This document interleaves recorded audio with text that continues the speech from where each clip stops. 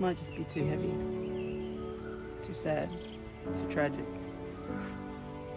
For 3 years, 8 months, and 20 days, the Khmer Rouge controlled Cambodia. In that time, they caused the deaths of as many as 2 million people, 25% of the country's population.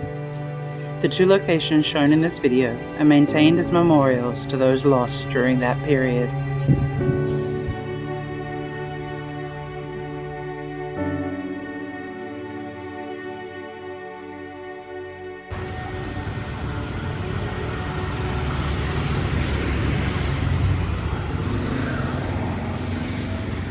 So it is about 6:20 in the morning in Phnom Penh, Cambodia.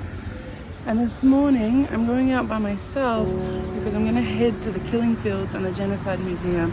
And our kids are just little. They're 9, 7, and 5. So we're not going to take them. It's just going to be me. And this is my Romok driver. What is your name? My name is Savon. Savon? Yeah. Savon? Nice to meet you.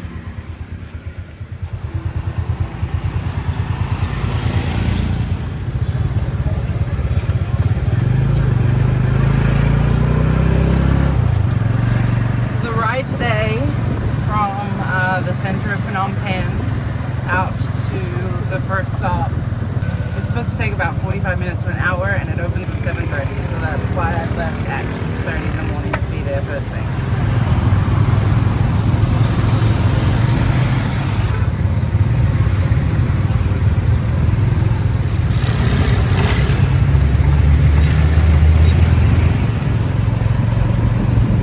Okay, so I have made it to the Choeung Genocidal Center, which is known by most English-speaking visitors as the Killing Fields, here outside of Phnom Penh. And I'm going to be honest with you, I don't really know how to approach this video.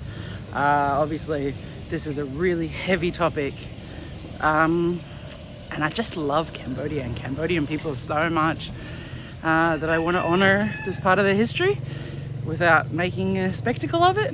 I think this video is going to be like a testament to what they've overcome and how amazing the Cambodia of today is, because Cambodian people are so kind and so welcoming, and Cambodia is such an awesome place to be, but this is a real part of their history. So this is what they've overcome to get here, to this amazing space, to be these amazing people that they are. So let's go have a look into this part of things. And, later in the video, we'll come back to the amazing modern Cambodia that we love so much.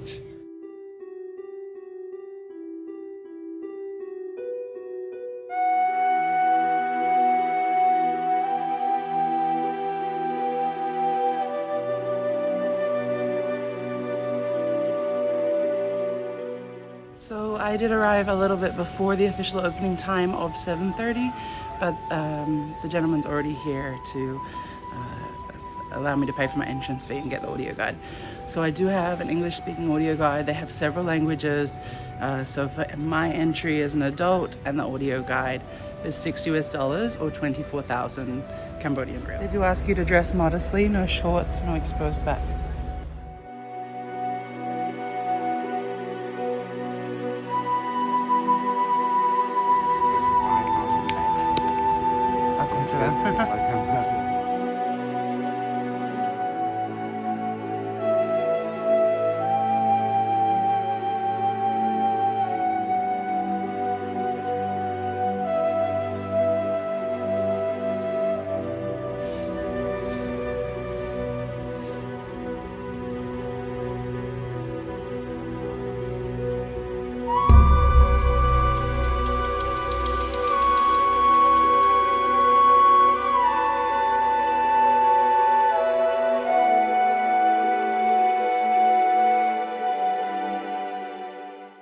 These are called the Killing Fields because this is where the Khmer Rouge brought their prisoners to be executed. Most were killed soon after arrival, though some had to wait while other prisoners were executed before them. None of the structures from this time remain. There is, however, a signage in place to show what once stood here.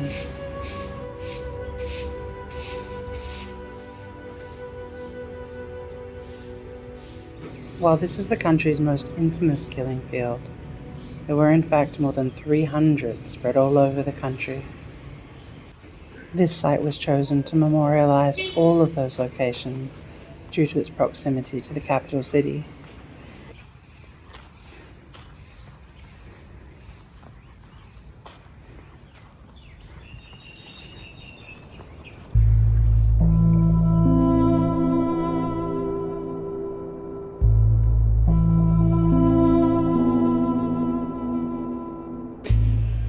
The regime had a very limited supply of expensive bullets, and so, rather than using these to kill these prisoners, they used farm implements and, on occasion, the sharp fronds of palm trees.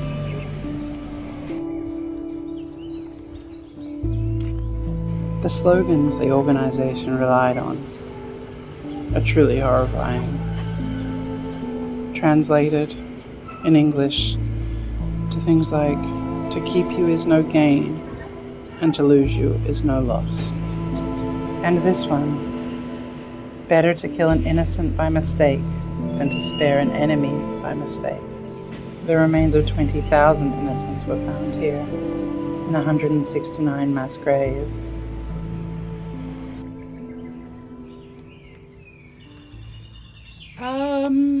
This is really heavy. I mean, it wasn't ever going to be anything else, right? It's a horrendous tragedy.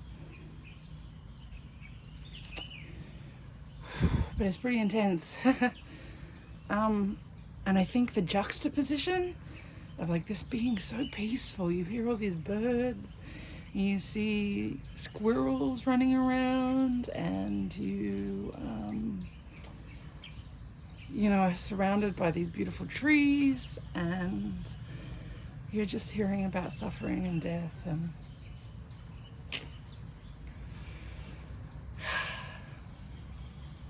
we shouldn't do this to each other, people.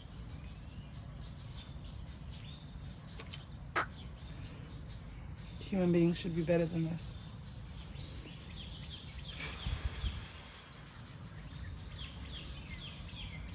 I'm glad for this insight, though. This is important to know. If you don't understand history, then you can't improve on it, right? If you don't know, then you can't do better.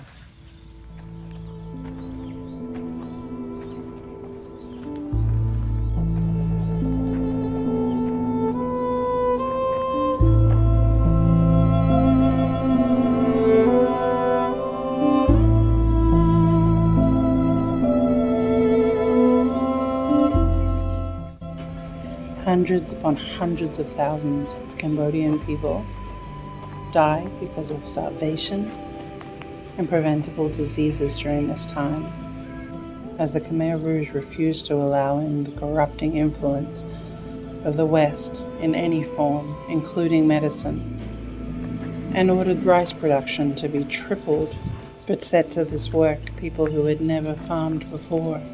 And as those people starved, the Khmer Rouge regime exported the rice they did grow to China to pay for more weaponry.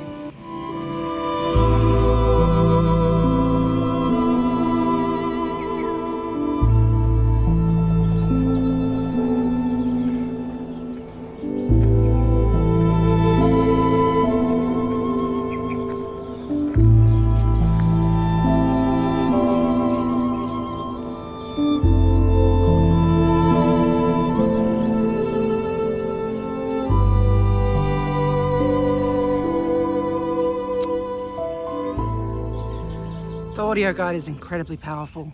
I'm not really sure that you could come here and you know, not listen to the audio guide and really be able to understand what was going on, because as I said, now it almost feels like a peaceful park or something. You know, and I just listened to the account of a woman who was saying that that she still mourns the death of her 8-month-old son 30 years later, and that he died because she was starving, so she couldn't produce any breast milk. Yeah, I don't know.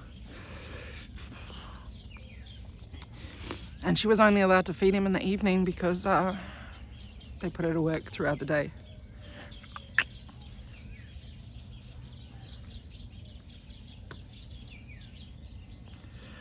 I don't know if I should, this might be a bit,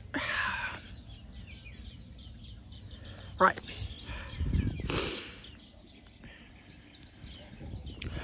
Obviously not trying to center myself in the story at all, but I think, you know, as a mother who tucked her children into bed before she headed out this morning,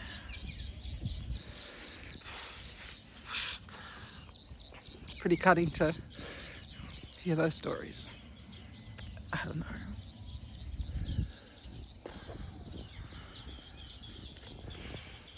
I don't know how to share this with you guys.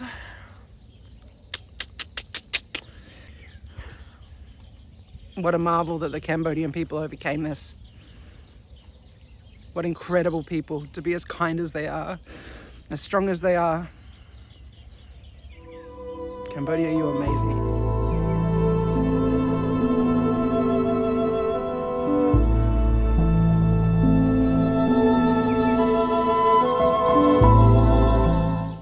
Of course, the people that died here didn't die of starvation. These were the people that the organization feared: the teachers, the lawyers, the professionals, people who wore glasses, people who had soft hands. Pol Pot himself was educated in France, but he ordered killed those who spoke foreign languages. He was a teacher and ordered the execution of all teachers.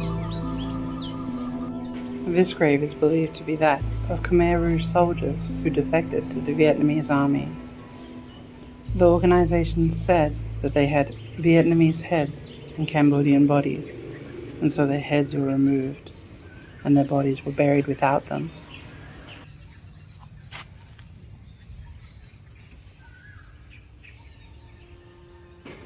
Another of the detestable slogans of the organization was, when you dig up the grass, you must remove even the roots.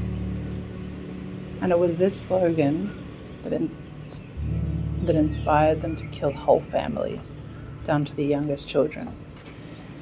And it was against this very tree trunk that many of them lost their young lives.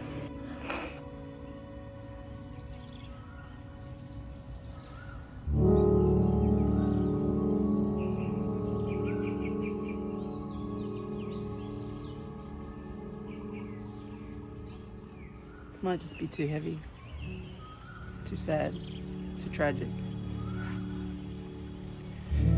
But you should come and you should visit and you should get the audio guide and you should listen to it and you should know this history. And we should stop killing innocent people for greed. We should stop. We should stop making children suffer for adult. We should stop making children suffer because adults are greedy.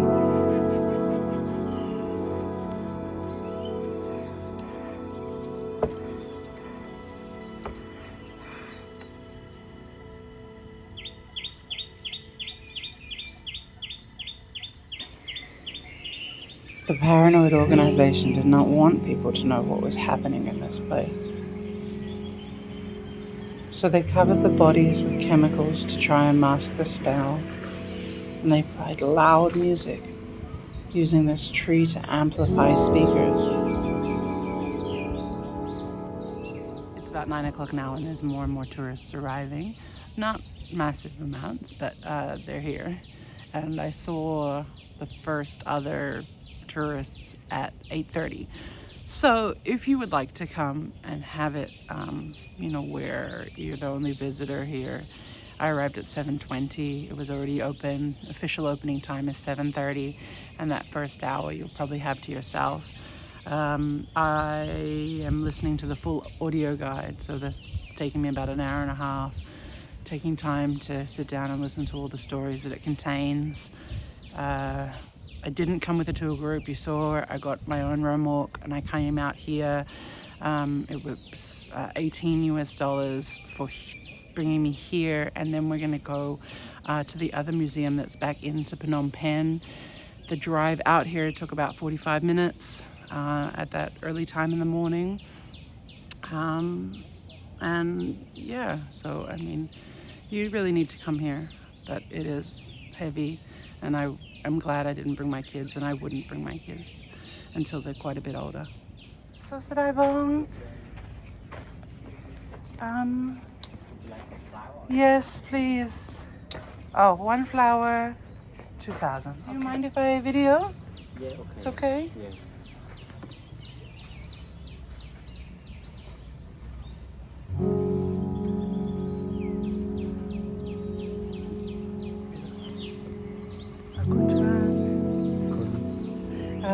And I leave them in the front, yes? Okay.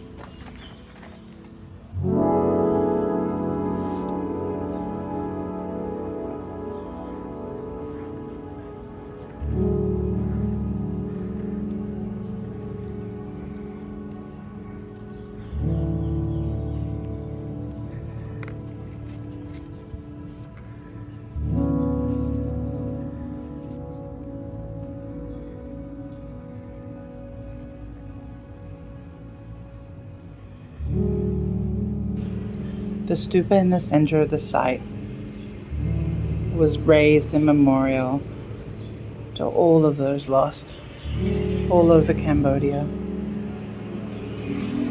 It was completed in 1988 and contains 17 levels of remains, including 9,000 skulls.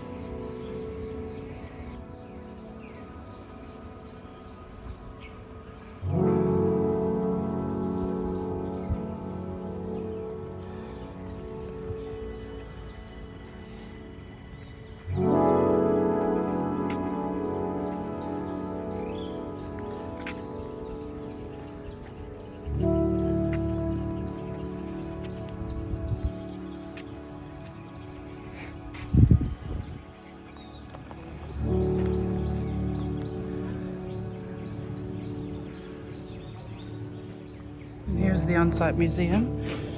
You do need to remove your shoes and hats.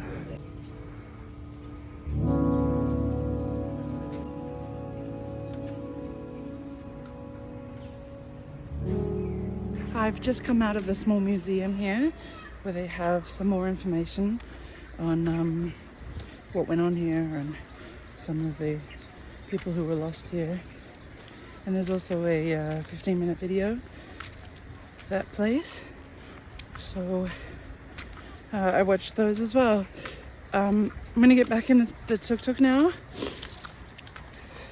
And I'm gonna head to S21, which is the prison where many of the victims that were eventually executed here were held prior to transportation to this location. So I'm back in the tuk-tuk to S21.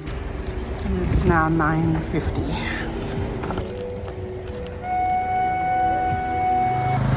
Okay, so it's about 45 minutes back to Phnom Penh. So my takeaway.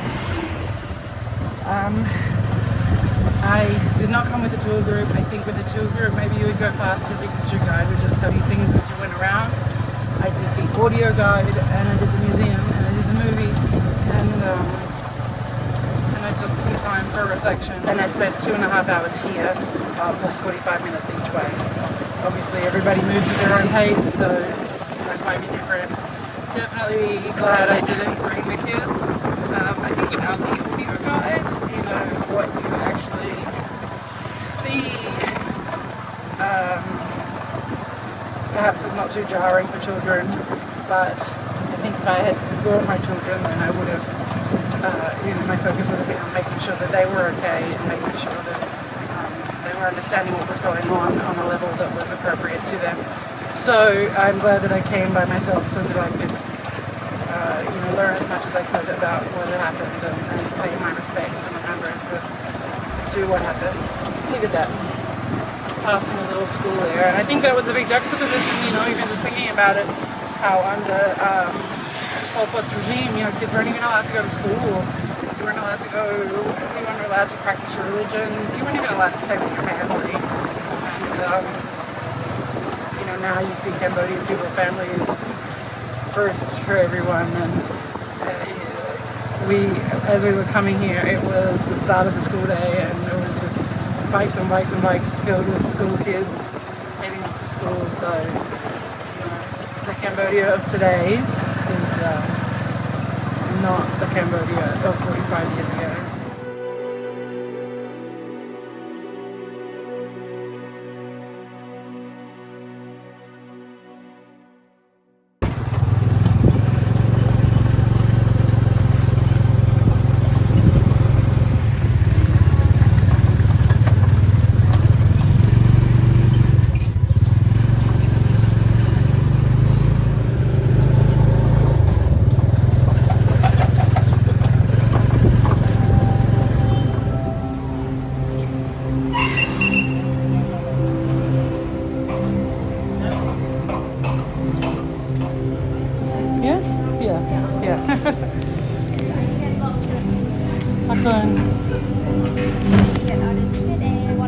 English, please.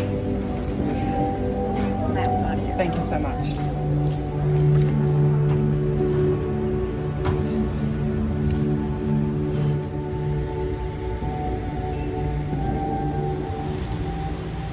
Okay, I have arrived at S21, which is back in the city of Phnom Penh.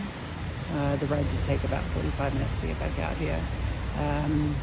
One adult ticket with audio guide here was $10 US. So I'm going to try and share some of what the experience is here. So S21 was a former high school that was turned into a prison under the Khmer Rouge regime. And they estimate that as many as 20,000 prisoners were brought here, but there are only 12 confirmed survivors of up to 20,000 people. But prior to being a prison, it was a high school, a place of educational learning. And now the paths are lined with these gorgeous big frangipani trees. And yeah, another one of these situations where, you know, the surroundings would be quite peaceful if you didn't know that the history was so intense and so macabre and so tragic.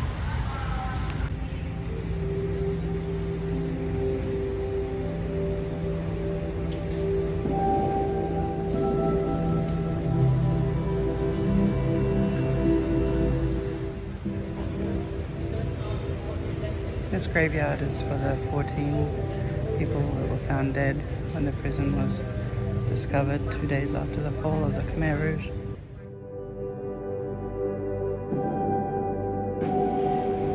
Each of the 14 bodies that were laid to rest outside in the garden were found in one of the rooms here in Building A. These people had been interrogated, tortured, and when the Khmer Rouge realized that they were defeated, their prisoners were killed and their bodies left.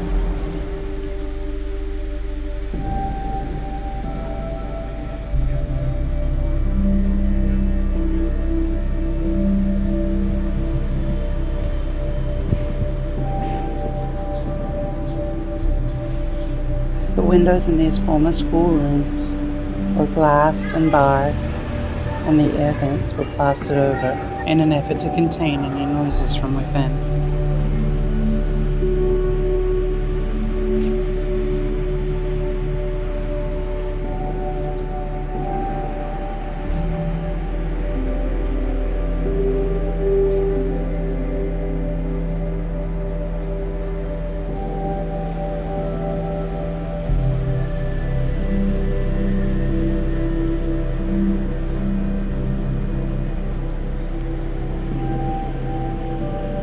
Each of these interrogation rooms contains a large picture of the room as it was found 2 days after the fall of the Khmer Rouge, with the bodies of the murdered prisoners still present.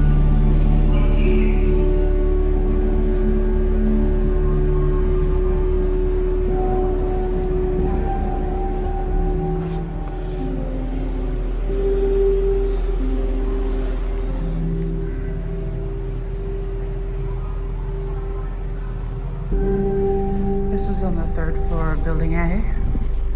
While it appeared that most tour groups stayed to the ground floor of each of the buildings, it is worth noting that the upper levels of buildings A, B, and C all contained additional exhibitions, including this one on textiles on the upper floor of Building A.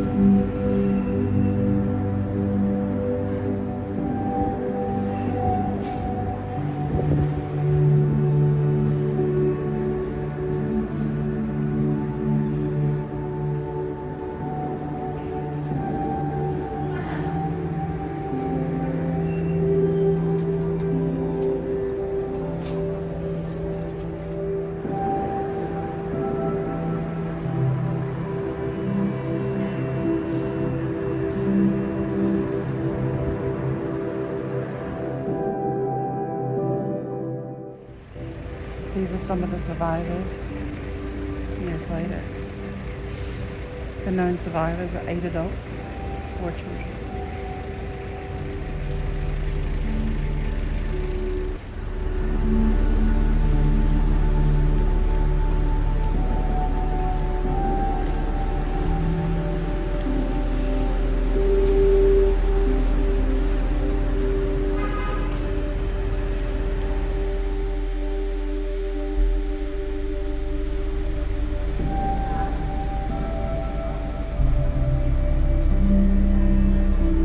This was a high school.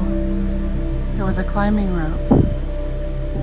When this was a prison, it was a torture apparatus.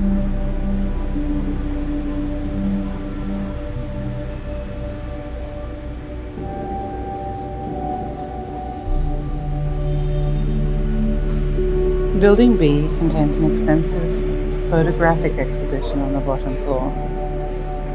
There, you'll see the faces of many of the prisoners who were brought here to S21, who were interrogated, and who likely were taken to the killing fields outside of Phnom Penh. What was originally known as the Day of Maintaining Anger eventually became the Day of Remembrance. This is on the third floor of Building B. It says it's a temporary exhibition.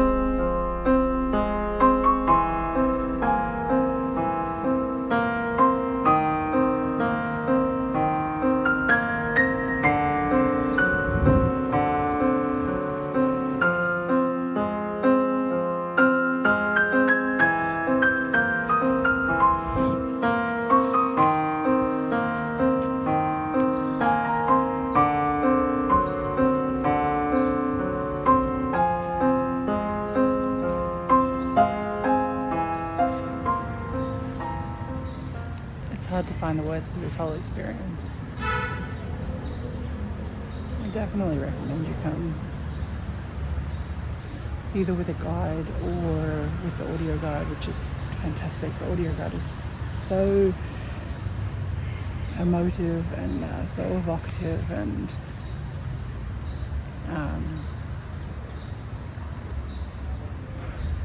yeah, makes me want to be the best possible human. And I don't know.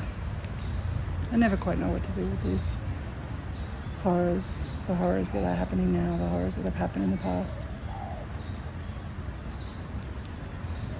But yes, we need to know these things. And so that's why you come to a place like this. That's why you make a place like this a museum. because we need to remember.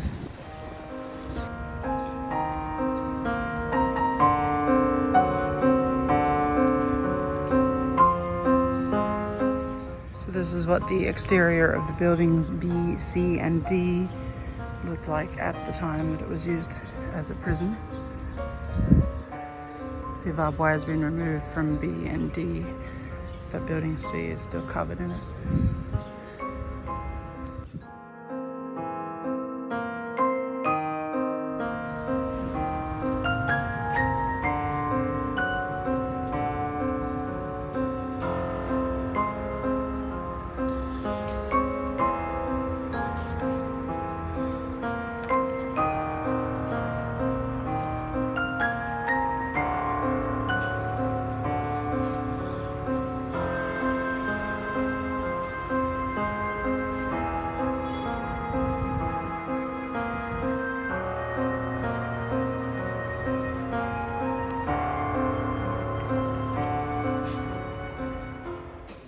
The United States, Australia, the United Kingdom all recognized the Khmer Rouge as Cambodia's leader for another 10 years after they were overthrown in 1979.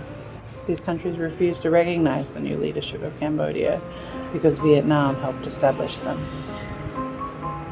The Khmer Rouge were given a seat in the United Nations, and they received funding while the people of Cambodia struggled. The Khmer Rouge remained in that seat in the United Nations until 1993. Pol Pot continued to lead the Khmer Rouge for 20 years.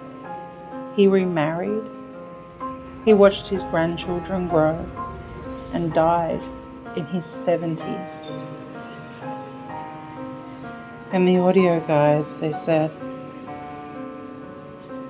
that while people were executed, many other people died of sickness, a sickness that came from hopelessness and from loneliness. And that genocide, like this, destroys the strength of society. Cambodia's genocide targeted their teachers, it targeted their doctors, it targeted everybody educated. So even after the fall of the Khmer Rouge, Cambodia was left with a country that had been robbed of its educated thinkers.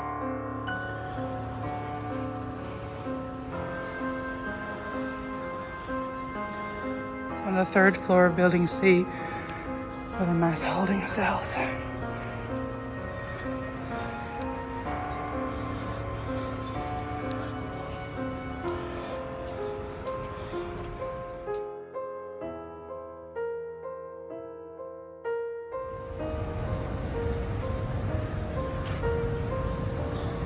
Two of the survivors are here selling their books for $10 each if you want to support the survivors.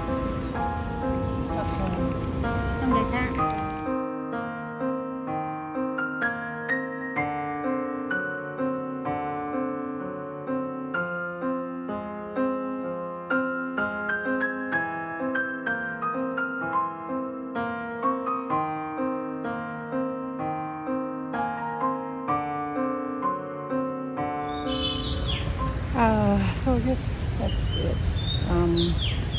Like I said, the survivors, there were two of the survivors here selling their personal accounts of their tragedies. So I bought those books because I wanted to support them. I don't know what to say. You should come here.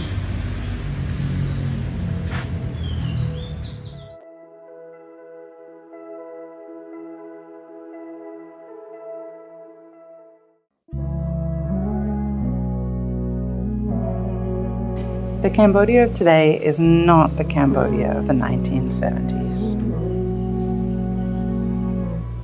Religion is practiced openly. Education is prioritized. families are once again at the center of Cambodian society. The poverty rate is on the decline, and the literacy rate is on the rise. And Cambodia is beautiful. And the beauty of the country is topped only by the beauty of its people.